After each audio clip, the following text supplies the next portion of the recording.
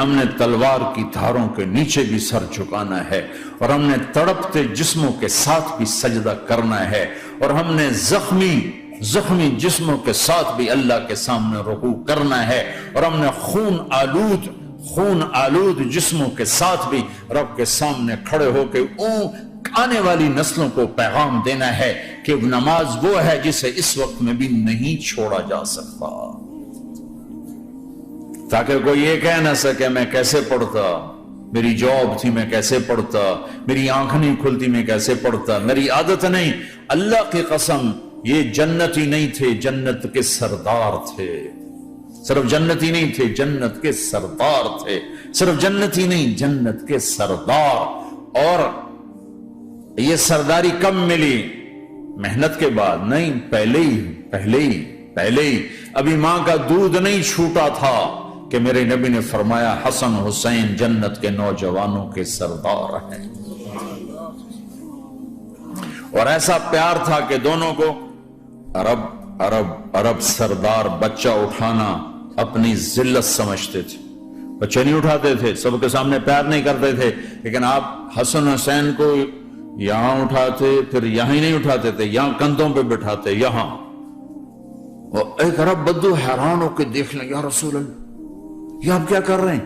مطلب یہ کتنی عیب کی بات ہے کہ آپ جیسا سردار اور یہاں بچوں کو بٹھایا ہوا ہے۔ کہنے لگا آپ ان سے بہت پیار کرتے ہیں؟ کہا ہاں میں ان سے بہت پیار کرتا ہوں، اور صرف میں نہیں کرتا، اللہ بھی ان سے پیار کرتا ہے۔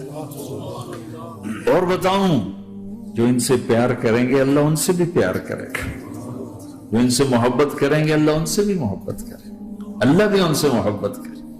پھر ہم نے دعا مانگی، یا اللہ جو ان سے پیار کرے تو ان سے پیار کر، جو ان سے بغض رکھے تو ان سے بغض رکھ۔ حسن حسین کی کشتی کراتے تھے، دونوں بھائیوں کی کشتی کراتے۔ ایک دفعہ دونوں کی کشتی ہو رہی اور حسین ذرا کمزور پڑ رہے تھے تو آپ اس کو شاباش دیتے، شاباش شاباش شاباش۔ تو حضرت فاطمہ کہنے لگی، ماں بھی بیٹھی تھی، کہنے لگی یا رسول اللہ آپ حسین کو شاباش دے رہے ہیں، حسن کو کیوں نہیں دے رہے؟ تو آپ نے کہا یہ جبریل میرے پاس کھڑا ہوا یہ بھی حسین کو شاباش دے رہا ہے تو میں بھی حسین کو شاباش دے رہا ہوں۔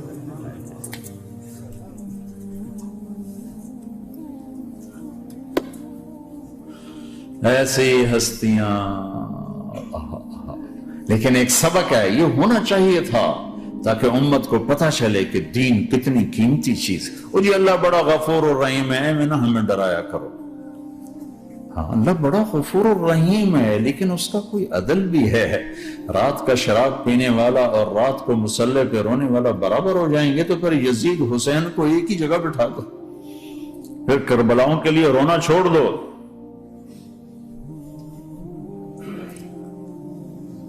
رات کو ناچنے والی رات کو رونے والی برابر ہو جائیں گے، سود کھانے والا حلال کھانے والا برابر ہو جائیں گے، شراب بیچنے والا اور مزدوری کرنے والا برابر ہو جائیں گے، جھوٹ بولنے والا سچ بولنے والا برابر ہو جائیں گے۔ افنجعل المسلمین کالمجرمین ما لکم کیف تحکمون ام لکم کتاب فیہ تدرسون۔ اس سے زیادہ واضح کیا بتاؤں کہ میرا رب کہتا ہے کون سی کتاب میں لکھا ہوا ہے کہ ماننے والا نہ ماننے والا برابر کر دوں گا؟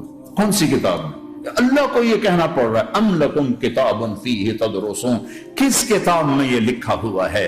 ام نجعل المتقین کالفجار، ایک بدماش اور ایک فرمانبردار کو برابر کر دوں؟ کہاں لکھا ہوا ہے؟ ایسی ہستیاں، جنگ سے پہلے اونگ آ گئی، آنکھ کھلی تو ہنسنے لگے۔ بہن نے پوچھا یہ تو ہنسنے کا موقع نہیں، کیوں ہنسے ہو؟ زینب کہا بہن اللہ کے نبی خواب میں آئے، فرما رہے ہیں بیٹا میں لینے آ چکا ہوں، تو اب نہ پڑھے نماز، اب کیا مسئلہ ہے؟ جنت کے لیے تو کرنا ہے سب، یہ جنت کے لیے تو کر رہے، اللہ کے لیے تو کر رہے کہ زر دادن و جان دادن نہ آئے از لذت دیدارش، خسرو چتواں گفتن سر دادن و جان دادن نہ دیدار خیارے۔ اس اللہ کے لیے تو سر کٹا رہے ہیں، تو وہ تو راضی ہو چکا ہے، نبی آ چکا ہے، آؤ بیٹا میں لینے آ چکا ہوں، تو اب نہ پڑھے نماز؟ نہیں، برمنگم والوں کو کون بتائے گا کہ نماز کیسی چیز ہے؟ ان کہا جی وہ نہیں جنگ رو کرے گا، پھر چلو نماز پڑھو، نماز تو نہیں چھوڑی جا سکتی، آدھوں کو روک دیا تم جنگ کرو، آدھوں سے کہا تم نماز پڑھو، آدھوں نے نماز پڑھی، آدھوں نے جنگ کی، پھر جنہوں نے نماز پڑھی انہوں نے کہا تم آگے بڑھ جاؤ، ان سے کہا تم جا کے پیچھے اللہ کے بارگاہ میں سجدہ کرو۔ 1400 سال کی تاریخ میں ایسے نمازی میری نظروں سے نہیں گزرے، اور ایسی نماز نہیں پڑھی گئی نبی کے زمانے کے بعد۔ آپ نے بھی صلاۃ خوف ایک پڑھی تھی، وہ نبی تو نبی ہوتا ہے، اور کیا ان کا حال تھا، خون و خون، اپنے خون سے وضو کیے یا کربلا کی مٹی سے تیمم کیے؟ جب سجدوں میں سر رکھ کے سبحان ربی الاعلی کہا ہوگا تو دھرتی میں کیا ہلچل مچی ہوگی۔ نماز نہ چھوڑا، نماز نہ چھوڑ، نہ کوئی عورت نہ کوئی مرد، نماز نہ چھوٹے، اللہ کو، اور کبیرہ گناہوں سے بچو، کبیرہ گناہوں سے، بڑے گناہوں سے بچو، بڑے گناہوں سے بچو۔ چھوٹے گناہ ہوتے رہتے ہیں اور اللہ بھی درگزر کرتا ہے، بڑے گناہوں سے بچو، وہ بھی ہو جائیں توبہ کر لو معاف، توبہ کر لو معاف۔ ماں باپ کی نافرمانی بڑا گناہ ہے۔ ایک صحابی کی بیگم نے کہا یا رسول اللہ میرے خاوند موت کی حالت میں کلمہ نہیں پڑھا جا رہا، علقمہ، آپ دوڑے ہوئے گئے، آپ نے کہا بیٹا کلمہ پڑھو، کہا جی نہیں پڑھا جا رہا، بول رہے ہیں، کہا جی پڑھا نہیں جا رہا، کہا کیوں؟ پھر آپ نے ایک دم کہا کوئی ماں باپ میں زندہ؟ کہا جی ماں راضی ہے؟ کہا نہیں ناراض، بولو، وہ آ گئی۔ آپ نے کہا علقمہ کی اماں تمہیں بچے سے ناراض ہو؟ کہا جی ہاں۔ کیوں ناراض ہو؟ کہا جی اور کچھ نہیں، بہت نیک بچہ ہے، تہجد پڑھتا ہے، روزے رکھتا ہے، قرآن پڑھتا ہے، مجھ سے بدتمیز ہو کے بولتا ہے۔ مجھے ابھی راستے میں بتا رہا تھا ایک ساتھی کہ جی یہاں کے جو بچے ہیں وہ ماں باپ کے ساتھ بہت بدتمیز ہو کے بولتے ہیں۔ پہلا قصور ماں باپ کا، انہوں نے کب ٹائم دیا تھا؟ انہوں کو ٹائم دیا تھا بچوں پر محنت کے لیے؟ کہا یا رسول اللہ اور کچھ نہیں ہے، بدتمیز ہو کے بولتا ہے۔ تو آپ نے کہا معاف کر دے، کہا میرا دل ٹوٹا ہوا ہے۔ آپ نے کہا اچھا اگر میں اسے آگ لگاؤں پھر سفارش کرو گی، معاف کرو گی؟ کہا پھر تو کروں گی، اتنا تو میں نہیں سہ سکتی۔ کہ اگر تو نے معاف نہ کیا تو سیدھا اللہ کی آگ میں جائے گا۔ ہے کون؟ صحابی۔ آپ نے کہا اچھا یا رسول اللہ میں معاف کرتی ہوں، میں معاف کرتی ہوں۔ تو آپ نے کہا بیٹا کہو لا الہ الا اللہ، تو اس نے کہا لا الہ الا اللہ، اور جان نکل گئی۔ پھر آپ نے اس کا جنازہ پڑھا اور اس کے دفن میں شریک ہوئے، قبر تک گئے۔ پھر آپ نے دفن کے بعد اعلان کیا جس نے ماں باپ کو دکھ دیا اس پہ اللہ کی لعنت، فرشتوں کی لعنت، زمین آسمان کی لعنت۔ نہ نماز قبول ہے، نہ روزہ قبول ہے، نہ صدقہ قبول ہے۔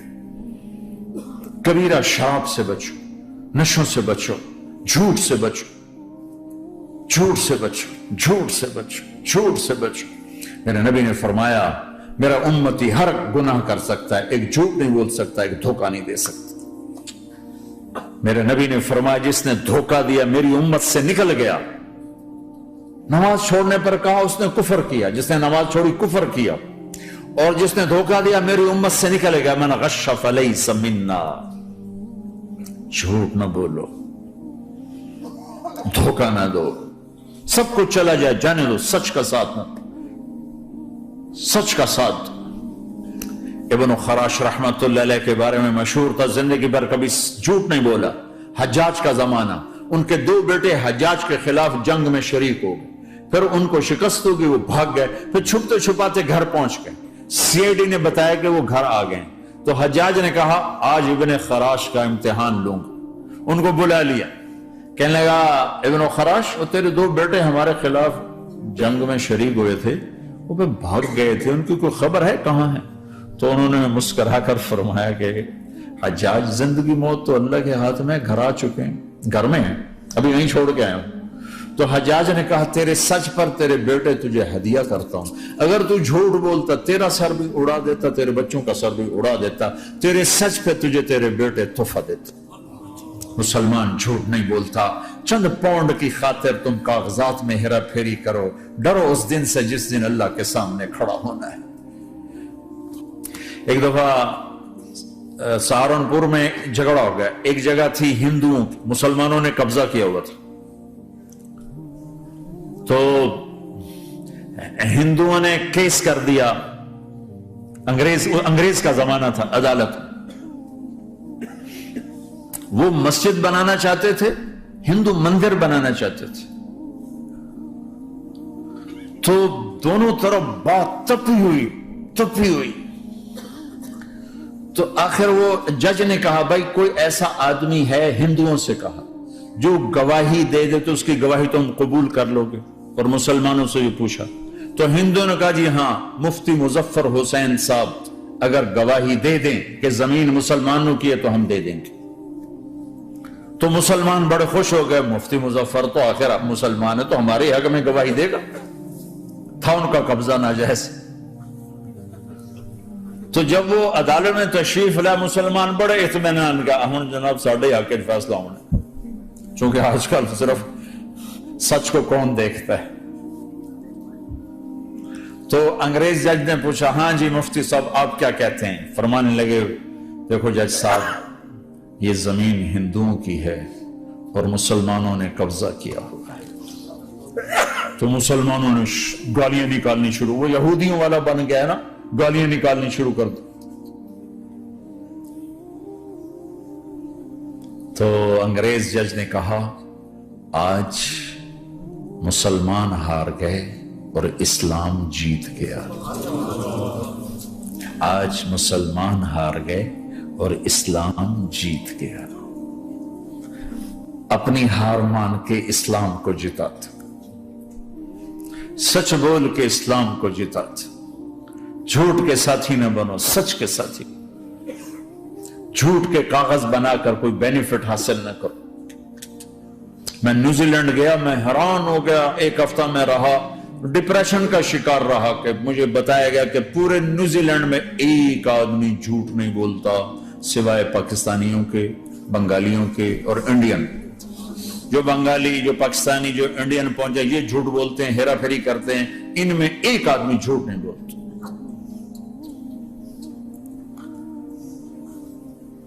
سچ تو ایک عالمی صفت ہے. جو اللہ کو نہیں مانتا وہ بھی کہتا سچ بہت اعلیٰ چیز. اور تمہیں تو تمہارا نبی کہہ رہا ہے الصدق ینجی والکذب یہلک، سچ نجات دیتا ہے، جھوٹ ہلاک کرتا ہے. کیا اپنے پیٹ سے کپڑا اٹھانا کہ حرم بیت اللہ کے اندر جیبیں کٹتی، بیت اللہ کے اندر جیبیں کٹتی. اور حاجی بیچارے کتنی دفعہ فریادیں کرتے ہوئے نظر آئے کہ جیب کٹ گئی، جیب کٹ گئی. بیت اللہ کے اندر، مسجد نبوی کے اندر.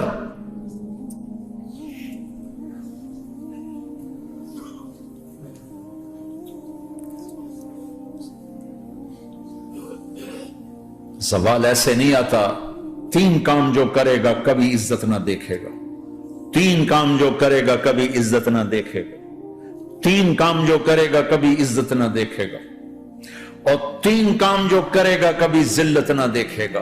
3 کام جو کرے گا کبھی ذلت نہ دیکھے گا. 3 کام جو کرے گا کبھی ذلت نہ دیکھے گا. جو جھوٹ بولتا ہے، جو ظلم کرتا ہے، جو دھوکہ دیتا ہے، جو جھوٹ بولتی ہے، جو ظلم کرتی ہے، جو دھوکہ دیتی ہے، عزت کے خواب دیکھنے چھوڑ دے. ذلت مقدر ہے اس جہان میں، اس جہان. قوم ہو، فرد ہو، عورت ہو، مرد ہو، ظلم ہے، جھوٹ ہے، دھوکہ ہے، رب ذوالجلال کی قسم ذلت کے سوا کچھ نہ ملے گا. جو سچ بولتا ہو، جو عدل کرتا ہو،